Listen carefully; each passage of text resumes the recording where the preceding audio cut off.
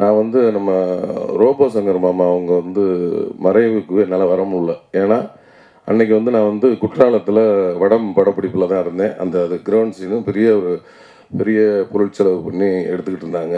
எனக்கு முதல் நாள் இரவு தான் வந்து இந்த மாதிரி தகவல் சொன்னாங்க. நான் போய் டைரக்டர்கிட்ட சொன்னேன்.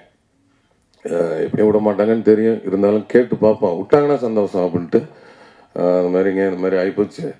அப்படியே விட்டிங்கன்னா காலைல பிள்ளைகிட்ட பிடிச்சிட்டு போய் அங்கே போய் பார்த்துட்டு ஈவினிங்கே நைட்டே போயிட்டு காலைல பார்த்துட்டு மத்தியானம் வந்துடுறேங்க அப்படின்னா, அப்படியா அப்படியா அப்படின்ட்டு. ஏன்னா அங்கே எவ்வளோ ஜூனியர்ஸ் ஒரு 1000 பேர் இருக்காங்க.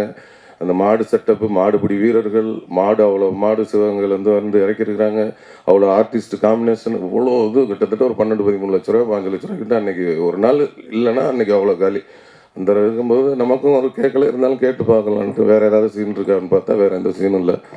அப்புறம் இல்லைன்னு சொல்லிட்டாங்க. சரி ஓகே அப்படின்ட்டு அடுத்த நாள் ஷூட்டிங்கை கண்டினியூ பண்ணி வர முடியாத சூழல். அதனால் என் மனைவி அனுப்பிச்சி விட்டு சரி ஓகே அப்படின்னு விட்டுட்டேன்.